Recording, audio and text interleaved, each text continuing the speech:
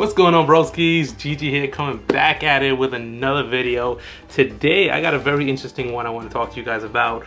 Maze of Millennia is about to drop in January 19th, and there's only been a handful of cards that's been announced for the pack already, which means we have a lot to talk about and a lot in store for us. So I want to run down the list real quick, pick a handful of cards out and just talk about them, discuss them, and see what potentially we may be expecting in there that they haven't discussed yet, or potential cards that's going to be reflecting the new meta going forward. So we're actually going to go ahead and start off with one of the most OG cards in the anime, Fighting Flame Swordsman from Joey's deck. Now this card is legit throwbacks here. In my opinion, one of the best cards look-wise. It was such a dope card, and the idea behind it was like really cool. And this was one of the reasons why I did like Joey, because his deck was just like so unique because of this. But Fighting Flame Swordsman. Now I'm surprised that they're actually giving this deck a lot of support now. But at the same time, I feel like they've been throwing a lot of hits because Gate Guardian actually got a lot of support. So I feel like they're kind of hitting those old school decks now and trying to revive them a little bit, or even give them some support. So I'm curious what potential deck might be next in the list. Now with Fighting Flame Swordsman, it's nothing too crazy just as an individual card by itself, but on the bright side, it is a level 4. Second line, it does say that you can add a spell or trap that mentions Flame Swordsman from your deck to your hand. So this looks like it's potentially going to be a 1-card combo. It looks like it might be one of the main starters, and as a searcher to set up future either field spells or to get your fusions going in general. So it looks like this might be a really good card for the engine itself to really get the deck kicking off. But it looks like we are heading in a really good direction so far with this deck. I did see that there are more support in this set for this deck, but I feel like at the moment it looks like it's just a anime card. So for one, tell me not, this card does not look like it was from the Bakura and Joey duel. I feel like it was just a reference or homage to the OG original show. And I think they did it tastefully well. Next we got Fighting Flame Dragon. So we actually got another fusion for the deck. It doesn't look like it's anything crazy. I mean, it's just a 5-star 1700, but I did notice that it looks like it's more of a support card than like an individual engine card. And at the moment, it just looks like its main goal is to just gain 700 attack and make a second attack to whatever monster it's equipped to. So it's mainly just like a booster, and I feel like that's just like an old school engine where you have to equip a lot of cards, especially to warrior decks, to boost their attacks and to, you know, get over that beat stick and just make them unstoppable. But that was back in the day. Nowadays I feel like there's too many cards and too many ways to get outs and get over a beat stick, so this is not really going to be helpful. And I don't know, it looks like it's just 1 dragon and 1 fire warrior. So it's not that difficult to get out, but it's not worth getting out because you have to use 2 materials for it, plus a fusion or a spell card that can substitute for a fusion, just to go ahead and equip it to a monster and gain 700 attack and attack twice. I don't think that effort is worth for this card. But, I mean, it does look pretty decent for what little you can actually see. It does look nice with the red and the purple backdrop. I like it. Now, like I did mention before, it is too early to really cast my judgment on this deck because there are a lot of cards that hasn't been announced yet for the remaining of the set. I'm glad to see the deck's getting support. I can't say it's bad yet just because this one card, Fighting Flame Spirit, is actually decent for the deck. We have to wait and see what the remaining cards in the set's gonna be. Gate Guardian did get supporting cards for the deck, which is pretty drastic for such an old deck. I'm not going to be surprised really if Konami brings out more support for this deck in this Maze of Millennia, or maybe another booster pack coming out later in the year, because like everyone knows, Pyros and Fires are very dominant in this meta, and they're going to get a lot of support. Bonfire is already in here, RDA, Fire Kings, Pyros, even some Infernobles. So there's going to be a lot of fire decks that's going to be getting a lot of support. So maybe this is just the tip of the iceberg with this deck. I say don't sleep on it. It has a lot of potential. It's too early to really say, but in the direction they're going, it looks like Fighting Flame Swordsman is a pretty good option for the deck. So next we got Eye of Illusion, which is a good spell card, but I'm not really sure how well it's really going to be played because, for one, you're kind of strictly locked into illusion or spellcaster monsters. So in the current meta right now, I mean, the only deck that's just really going to be able to play this, I guess, competitively would be Chimera for the illusion part. Spellcasters don't really get much play. They're such a really good deck, and one of the best old school decks in my opinions, but they're not getting any good plays right now from what I'm seeing. This may be a little helpful for the deck, but I don't think that's going to increase the player count for spellcasters going forward. But this might be hinting towards spellcasters maybe getting more support, because like I did mention, it seems to be going to be a trend here. Gate Guardian, Joey's Flames, and now spellcasters potentially. Is that the next old school deck they might bring back? Who knows? Maybe I'm reading into this too much. Maybe I'm predicting the future. You tell me.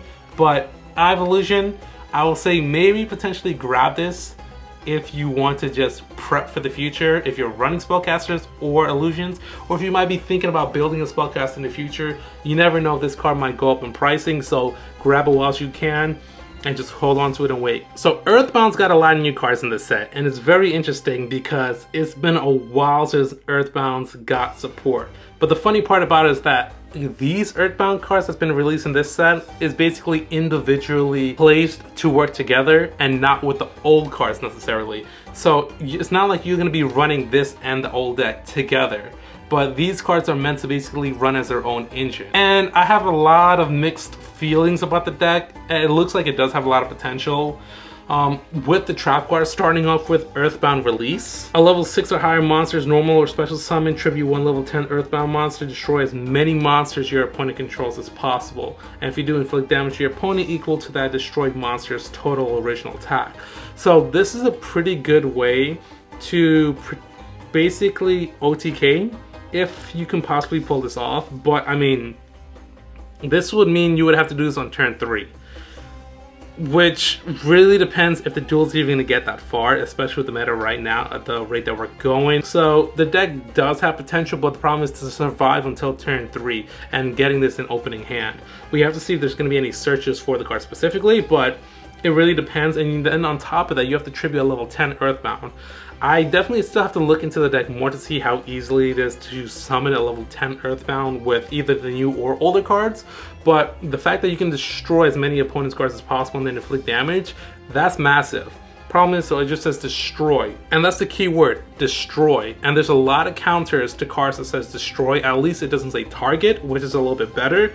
But I don't think this is going to be a crazy card in the deck potentially, but if you are able to pull it off, it's going to be nice. Next we got Earthbound Servant YUGIOH. I definitely love my fusion cards, and I think this looks like a dope fusion. It's like, gives me a lot of Blackwing vibes, and it's kind of bringing me back to like 5 these days. I love when cards used to have these kind of artworks and play styles. I think Synchros and 5 is like personally one of my favorite setups, and that's why I play RDA right now. But this card just looks hands down just beautiful. 3000 attack, 1800 defense, level 10. So this could potentially work for the trap card if you chose to get rid of it for whatever reason. So it's interesting because it seems like this is a trend going on right now with Earthbounds, where the main goal is to just blow up the whole field. And this is the second card so far I'm reading here that says, if an opponent's monster is destroyed by battle or card effect, you can destroy all cards they control. You can only use this effect, blah blah blah, once per turn. If this card leaves the field by your opponent, you can special them. Okay, so it has a recycle engine and it has a Raigeki. I personally love any cards or any decks really that has that kind of Raigeki board breaking effect, because all of my decks I normally play have that.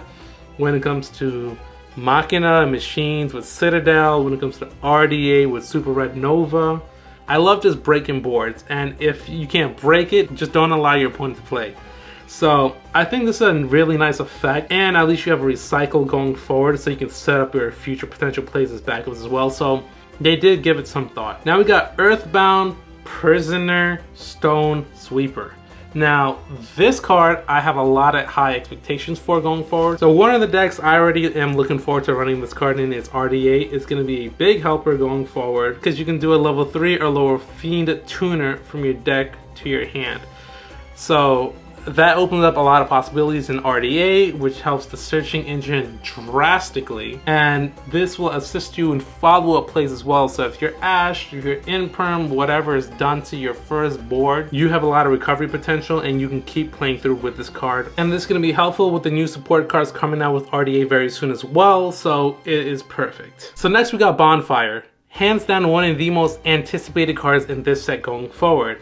And it's such a simple but perfectly well placed and needed card for the meta. Add one level 4 lower pyro type monster from your deck to your hand. That's it, and that's all you need. This is going to be single-handedly one of the greatest cards for a lot of decks going forward, for a lot of searching. I know Pyro is going to be using it, RDA's especially going to be using it, Fire King's going to be using it. You'll be able to pull Ponyx a lot quicker. And tie this with the Sinful Spoils engine, you have double the searchers, so you're looking at about 9 different opportunities to go ahead and run Ponyx. So Bonfire is going to be drastically helpful in a lot of fire decks going forward. And I can't wait, because now a lot of decks are going to get the support it needs to be very competitive and very consistent. And we all know consistency is key. Next we got Combat Wheel. So I actually haven't heard anyone really talking about this card. This is such a nice card. Coming from Machine Lover myself, this is such a dope card and I will so get it. I loved Earth Machines for the longest time I ran that deck, and I love playing heavy beatdown decks, and this card is like amazing. You only need 1 tuner and 1 non-tuner monsters, so which is pretty easy depending if you run certain decks the way they are right now. Most machine decks already have a tuner, or you can run like the Scrap Recycle engine in there and have at least a single tuner, which is pretty easy to fit in on most machine decks because it kind of works hand in hand. It's worth it if you want to run a synchro card in your machine deck. The first time this card would be destroyed by an opponent's card effect each turn, it is not destroyed. So that alone is really dope.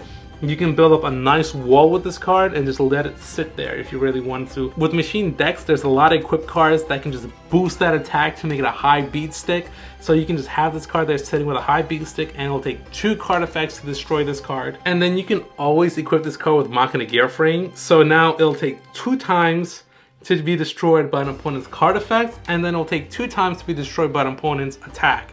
So this is a really good wall to build for just a level 6. Next we got number 1 Infection Buzz King.